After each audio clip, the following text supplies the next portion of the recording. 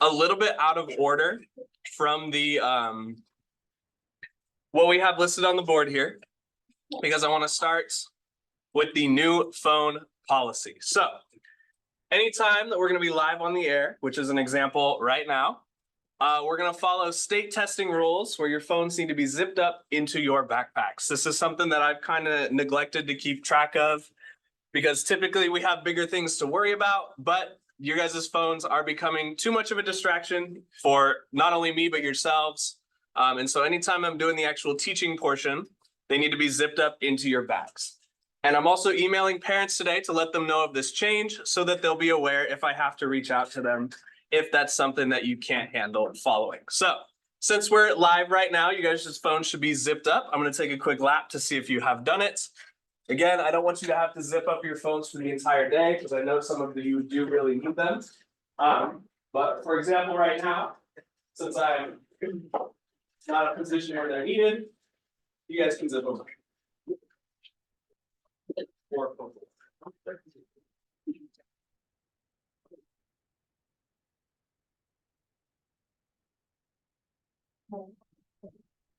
Cool. Thank you.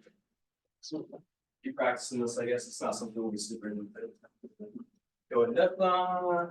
But today, since we're having lots of fun technical issues and OneDrive syncing issues, we might have to adjust some due dates. Perfect. Okay, that's all I ask. Whenever we're live, is that your phones are zipped all the way up. And if that's something that becomes a consistent issue between you and your phone, I can reach out to your parents or your guardians to remedy that. And that's only when we're on the air. As soon as we go off the air, you can take them out. You can start using them again. That time is yours. Whether you use it effectively or not is up to you. But when I need your attention, that's when your stuff needs to be zipped up. That's all I'm looking for. Okay. So pretty clear on that. We'll leave it there. Kind of half listen to the Monday morning message. Big thing is there's less than 50 school days left.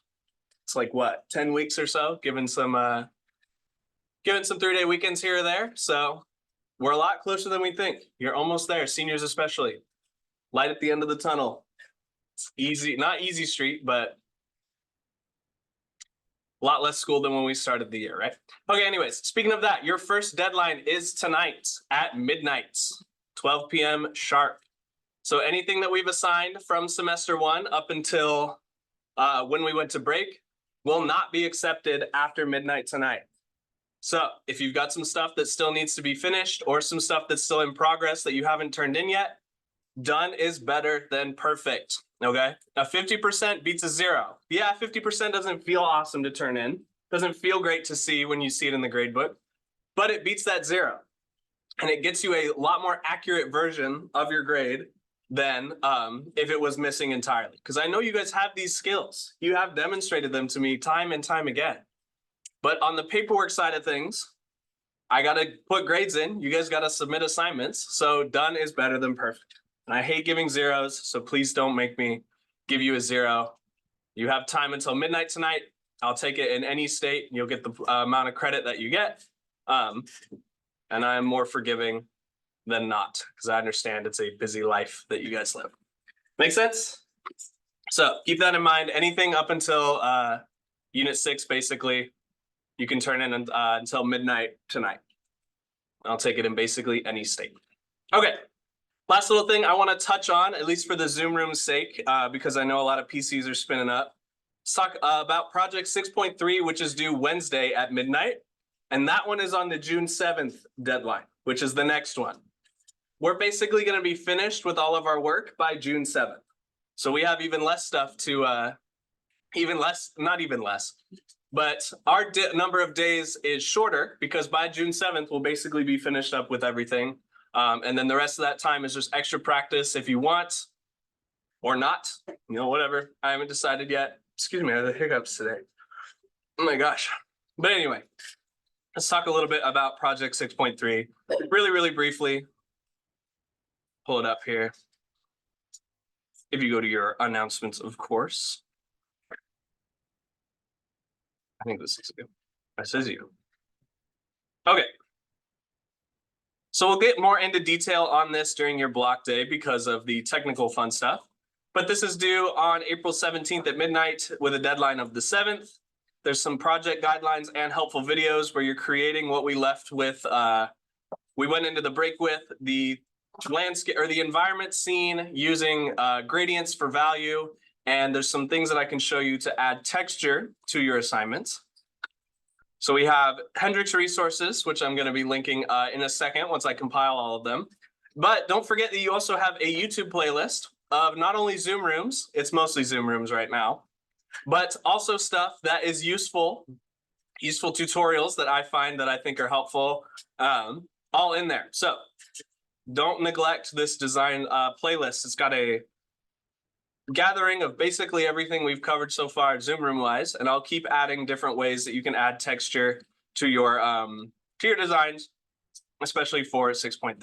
So if you go into the replies here, you can see your seating chart as well as the these two links right here. This one will take you to a variety of different tutorials on how to create texture in your designs, in your digital designs. But at this point, you might be wondering, why even bother? What's the point in adding these textures, these overlays, these different things to our projects? This is specific for web design. But the big idea is adding texture to your project makes it feel more human, lets people engage with it a little bit more, and is going to allow people to picture it in a more comprehensive sense, right? If you can imagine how something feels, you can get a better grip of how it exists in the world as compared to the really, really clean design that's going to start without adding any fun flavor or texture of that variety to your work. There's a big difference between textures and patterns. This is really thinking about it right now. But patterns are just these repeating little sections, like in crochet, like in quilting, like in clothing, right? Patterns are just stuff that repeats over and over. Whereas texture is going to vary depending on the kind of effect that you're going for. So paper has a specific texture that you can imagine. Different types of paper have different, plastic, cloth, metal, wood, all of those things have different visual kind of layers to them that without thinking about are going to communicate something to you about what they do or how they exist in the world.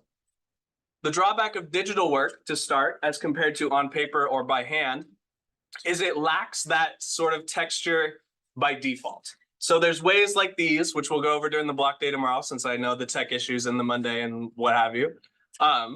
These are ways to draw your viewer in and make your designs a little bit more real, in quotes, where they can picture it in the real world. They can interface with it a little bit more, all keeping in mind the idea that communication is a big part of graphic design. There's art aspects to it, of course, and there's design, obviously, but it all groups into a sort of communication. Graphic design is one of the art forms that you engage with the most that tends to be the most invisible, because it's going to be, you look at a painting versus looking at a logo. Both of those things are artistic. They just do it in two different ways, but they have a lot of the same ideas. Anyway, you're welcome to read through more of this link. This is a really good one. It's specific to web design, but web uses graphics. We live in a very graphic world now. And those two links are available for you. I think we'll just spend the rest of the morning kind of figuring out tech issues. Hopefully they get started working, but I can't have you do much if your computers aren't doing what they need to. Maybe we'll do some extensions. I'm not sure. Biggest thing though I want you to be aware of, get your stuff in. You can spend today kind of submitting stuff. If you have your laptops on you, those have OneDrive connections that you won't need to resync. Submit your stuff, please. Please, please, please, please, please. Okay, anyway. That's all I need. We're going off the air so you can take your phones back out. I appreciate you listening. I'm going to be a real kind of stinker about the phones for the rest of the year. Anyway, cool. Thank you guys.